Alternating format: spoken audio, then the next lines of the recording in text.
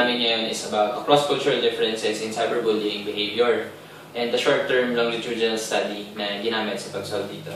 So, firstly, ano ba yung topic or background nung pag-discuss namin? Una is mainly the topic of bullying, which is, and its integration sa paggamit ng technology, which is cyberbullying. No? As the slides details, cyberbullying has been defined as bullying and harassment of others by means of new electronic technology. So mainly using social media platforms ang most common na ginagamitan nito.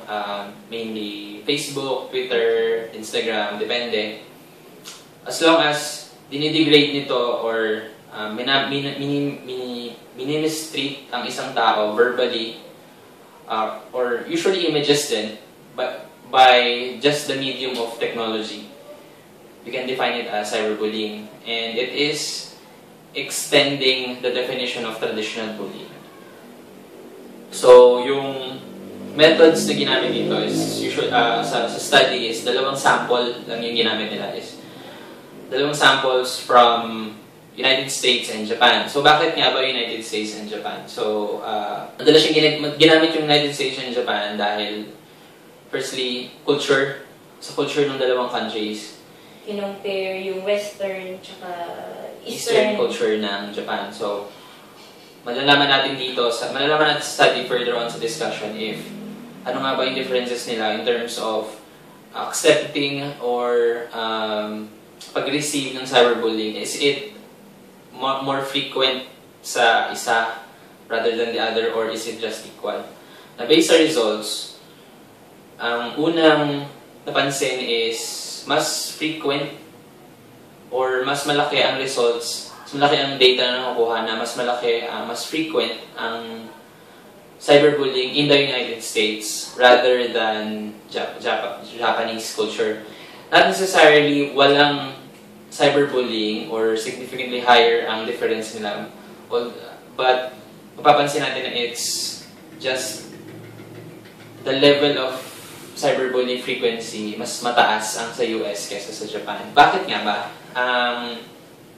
One result also showed that cultural context moderated the relation between positive and attitudes. In terms of cyberbullying reinforcement, interdependent, self-control, and cyberbullying frequency. So, related lahat ng topics nito in terms of when one is bullied in social media or whatever, how would a person na binubully receive the criticism, if he would accept it or he would accept it and adapt dun sa gustong, let's say, ipaabot sa kanya, or would that person just accept him or himself or herself and just reject or not mind yung binubully sa kanya. So, mapapansin natin sa discussion is sa buong test na mainly sa Western culture, ganun ang nangyayari. Western cultures like United States, lower ang interdependent self-control nila. Meaning, mas concentrated sila sa sarili nila. Mas focused sila sa kung sino sila, and hindi nila pinapansin kung ano man yung, let's say, bullying na sa cyberspace na tatanggap nila. Mainly, sa kanila hindi nila pinapansin yon, and they just see it as just another comment. However, mapapansin natin sa Japanese culture, Eastern culture din, based sa study is, nag-a-adapt sila doon sa sinasabi sa kanila, mainly about, let's say, looks nila. Aasarin sila or mamaltreat sila or i-degrade sila sa social media based on their looks. But yung result is i-adapt nila or i-accept nila yung bullying sa kanila, and they will use it for their improvement. So, let's say, inasar sila sa looks, ang magagawin nila is they would adjust their looks. Then, by that, therefore, pag nabago na nila yung looks nila, mas magkakaroon sila ng less chance para i-bully sa social media, for example. Therefore, mas madami talaga ang marireceive na cyberbullying instances sa Western culture kasi hindi sila nag-adjust, therefore, continuous lang yung cyberbullying sa kanila. When you compare it to Japanese culture or Asian culture per se, dahil sa pag-accept nila doon sa cyberbullying sa kanila, i-accept nila yung bully as positive. As positive nga. Kasi, let's say, binuli nga yung mga taga-Japanese na mataba sila, ganyan. Hindi sila mag-i-end na mataba pa rin. Gagawa sila ng way para ma-accept sila ng society. Which is yun yung maganda sa culture nila kasi sila mismo nag-a-adjust. Unlike sa Western, like United States, nga, na kapag mo sila binuli sila, masyado silang self-centered na sa kanila, usually sabihin nila, it's okay, ito naman ako, tanggap ko yung sarili ko, ito naman ako. Which is totally different in terms of culture. Kasi ever since naman, Western culture has been known na ganun. They have their own stand in terms of the way they look, the way they act, their personality. Rather than the Eastern culture like Japan, na they would just adjust.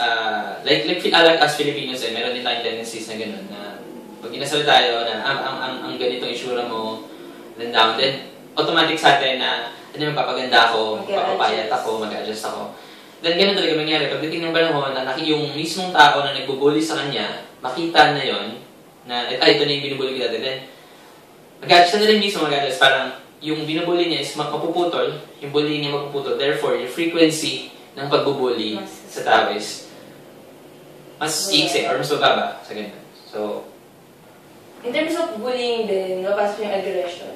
Aggression continues to be a societal problem. Research in the domain has conceptualized aggressive behaviors along a continuum severity, ranging from relatively low level of physical harm, like normal cyberbullying lang, to extremely violent behavior, like murder. Sa aggression, in terms of bullying, papasok doon yung sa Western, mas parang, pag mas binuli sila, mas tataas yung aggressive level nila kasi hindi sila marunong, let's say, mag-adjust. So, ang gagawin ng bubuli, is, hindi siya, let's say may sinabi sa kanya, hindi siya agad-agad makakapag-move on to the point na didibdibin niya to, whatsoever. And yung nambubuli naman, itutuloy-tuloy yung pambubuli sa kanya to the point na tendency nun is magiging mas malala yung pambubuli and magiging, let's say, magkakaroon ng physical harm dun sa isang tao. And mas worst scenario is yun nga, pwede siyang magkaroon ng suicidal tendency sa Western culture. Pwede siyang magkaroon ng suicidal tendency to the point na hindi niya na nakakaya yung depression ng pambubuli sa kanya. And since hindi nga sila gano'n agad-agad na nag-a-adjust, unlike sa Eastern, masyado nilang dinidibdib pag na-critic sila. So, ang most worst scenario is magkakaroon ng murder or at the same time, may suicidal ideation sila. So, it's technically not just the frequency of cyberbullying na nagbibigay ng concern, it's more of the effect na natatanggap nila. Yun na hindi sa umpisa sa cyberbullying ka lang, sa social media ka lang asarin or mamaliitin or i-degrade. Then eventually, in the long run, mag-evolve siya into more extreme behavior na turn out na into yung aggressive state or aggression ng isang tao can increase into a more physical or violent behavior like murder, yun mag-murder na, assault na in terms of assault. So yun yung mas malaking issue in terms of bullying rather than just the name calling and the puns na binibigay sa mga tao. In terms of learned cultural attitudes, nandun yung cyberbullying behavior, this suggests that although learned cyberbullying attitudes may be commonplace or common na lang yung sa cyberbullying in terms of sa society natin ngayon in the technological age, it's somewhat normal. Pero it's the influence of the aggressive behavior it's the expression of aggressive behavior. We can say na hindi naman lahat talaga ng tao pare-parehas in terms of let's say receiving the bullying. For example, not siguro most people naman nabubully in terms of siguro nakasal sa social media. We can never really define what level of cyberbullying ang matatanggap ng isang tao to the point na yung aggressive threshold niya is ma-reach or saan yung limit niya ma-reach. But it's also mapapansin natin na it's the frequency also that is a factor. The more you are bullied, cyberbullying, the more na ma-reach yung threshold ng isang tao, the more na magiging aggressive yung behavior niya. So, sa conclusion naman, as technology continue to become more incorporated in daily activities, the methods for how people can aggress against others will also increase. So yun nga, the more na yung technology is, kumbaga, lumalago, the more may chances na mas lumalago rin yung bullying in terms of cyber. Kasi nga mas active na tayo sa social media, andyan yung mga bashers, kung saan-saan. And yung aggression ng isang tao is parang mas lumalakas yung loob nila kasi hindi naman sila nakikita eh. Hindi sila nakikita physically. Kumbaga, let's say, walang magagawa ang isang tao na nag-comment lang. Pero sa pag-comment kasi na yun, is iba na, magkakaroon ng ibang epekto yun sa isang tao. So, in terms of technology, pag lumalago nga ito, mas lumalago yung pagsa-cyberbullying natin, mas dumadami, mas tumataas yung magiging matapang natin in terms of bashing people.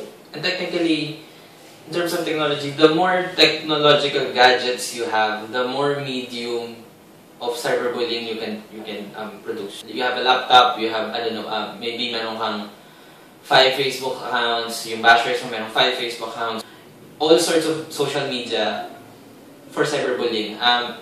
There are stories na people would use, I don't know, dummy accounts para lang mambully ng tao. And it's really alarming and also a problem sa panahon ngayon. So the more technologies you can use the phone, you can use a tablet, you can use your laptops.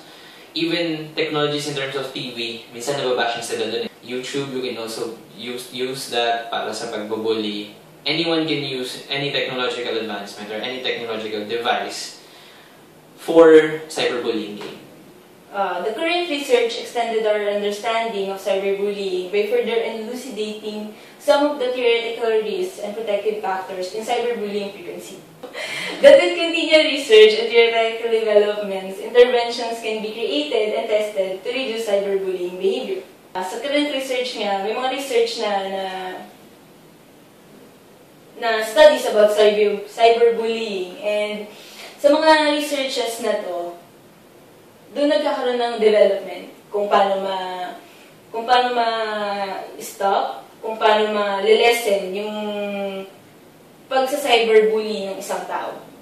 And it's not very easy kasi each day that passes by, technology also advances. So, the more the technology advances, sabi nga kanina, the more medium or the more chances you have for cyberbullying. Although, whether it's in Eastern culture, whatever culture around the world, the more avenue you have para mag-cyberbully, the more risks you can have then in terms of aggression. And sabi nga, the more studies ngayon, it also helps sa pag-progress ng technology, the studies in terms of cyberbullying or its frequency also increases para makatulong doon sa mga, let's say, victims ng cyberbullying. Kasi sabi natin, hindi lahat ng tao can accept or just be strong in terms of cyberbullying. There are instances and they can commit suicide. So, as our profession, hindi siya acceptable na just na hayaan na lang natin siya. So, in terms of cyberbullying, we can reduce to the point that it's controllable, maybe in the near future, pero as of now, we can just depend on theoretical developments in terms of cyberbullying behavior, no? To just decrease the frequency. It also, kasi, mapag-decrease mo lang yung frequency, malaking bagay na. Maraming tao nang masisave nito in terms of cyberbullying. Kasi nga, at some point, nalilesen siya eh. At some point, let's say sa isang country, may stop siya. So that concludes our study in terms of cyberbullying frequency and its effects. And I hope we have discussed it plainly and simply. And thank you so much.